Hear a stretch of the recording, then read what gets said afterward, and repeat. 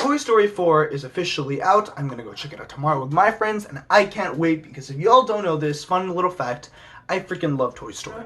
Wouldn't it just be nice to review the original three, the ones that started it all? And that's what I'm doing today.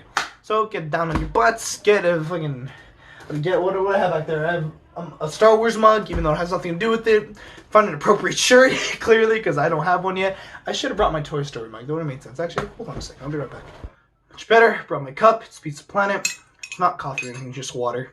My throat's gonna be dry and I left the cup. Look, it's freaking Pizza Planet. It has Sporky with it, or Forky, I should say, even though he's clearly Spork. It's beautiful. Anyway, moving on. In the year is 1995, but before Little Big Film was about to be released, it was about to change the world of animation, and even the film industry in general was a very different place. Hand-drawn animation was the main lead of what people used. Films like Bambi, Snow White, or at that time when the big stuff was coming out with Disney going through their big Renaissance era, The Lion King, no, not Sleeping Beauty, I was about to say that, The Little Mermaid, there, I'm thinking of stuff. You guys know what I'm talking about, there you go. But none of them would have come close to with this little company that at the time everybody was just waiting for it to go out of business because nobody had faith for. Pixar literally take charge and just destroy everything that was ever done before and start the new beginning.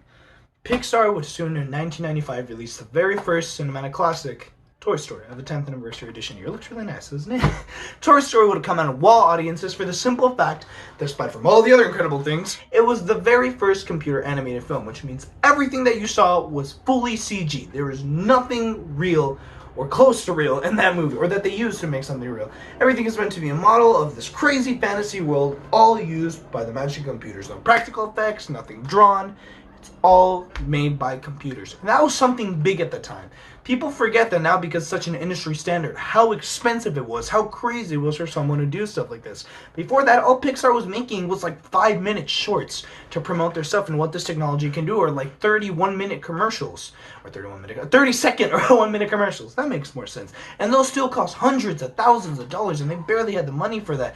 And they were costing so much, and they were breaking barriers even with those, trying to invent new things and ways to tell the story. Toy Story would wow the world and do its incredible stuff that, to me, to this day, is still one of my favorite movies of all time. Like, there's a reason why I'm still so hyped talking about it all the time, and I literally own a freaking Spork that apparently is somehow called Forky. That makes no sense, and I'm so excited about it. Like, these guys have done so much, and the reason why almost any of the stuff and the effects and the way movies are done nowadays is really all of it can be linked to what Toy Story's influence was about.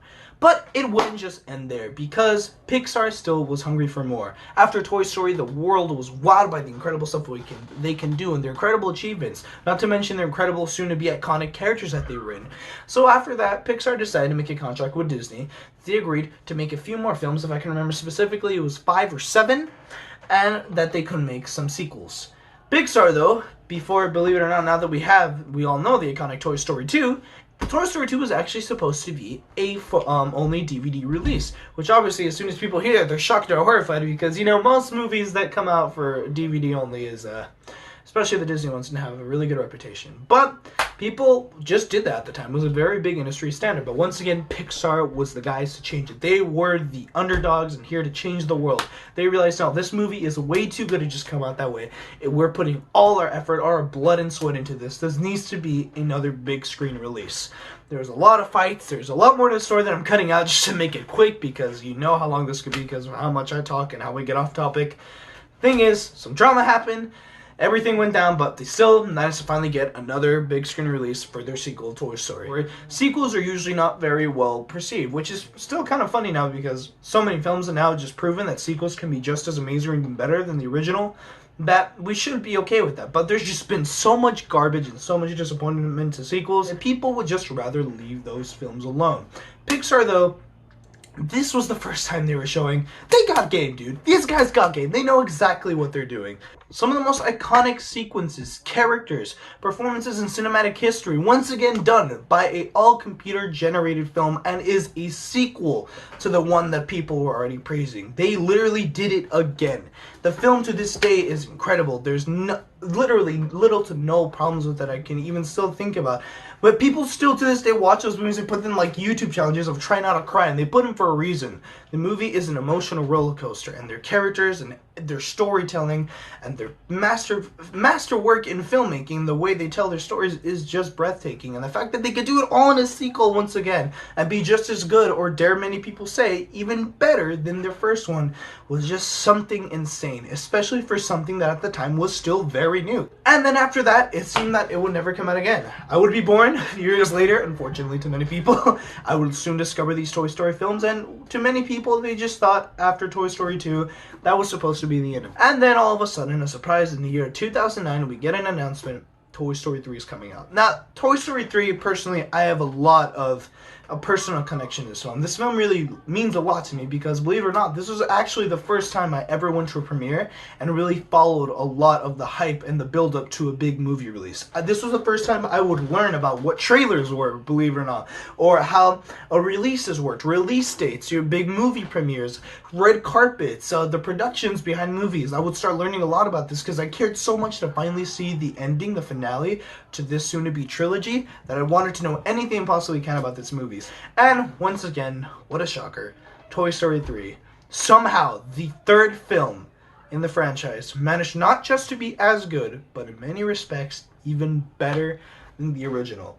They updated, it's kind of even insane when you look at the third one compared to all the past two films and how far they're apart they were in time, despite it being from the same franchise, how much they've changed and how much Pixar advanced in their animation game and how they told their stories and their techniques and how so much changed. And the characters, despite them being the same characters, they looked incredibly different in a good way.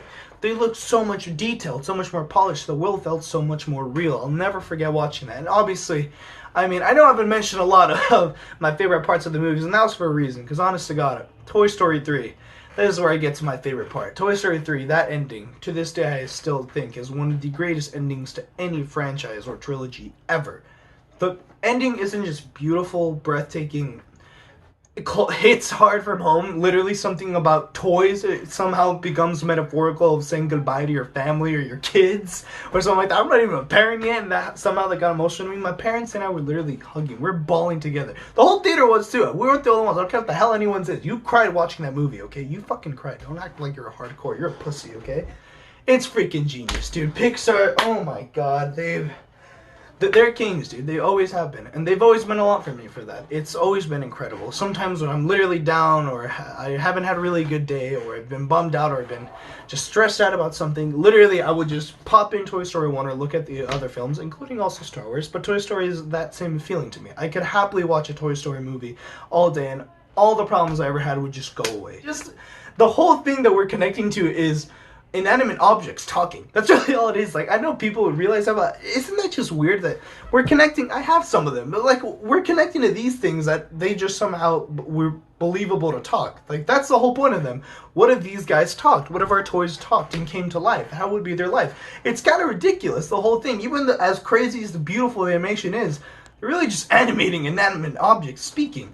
And yet you can have such an emotional connection to it. Even as I sound, I still don't believe that that's all it is. You feel like it's almost family, it's almost friendship, it's something more.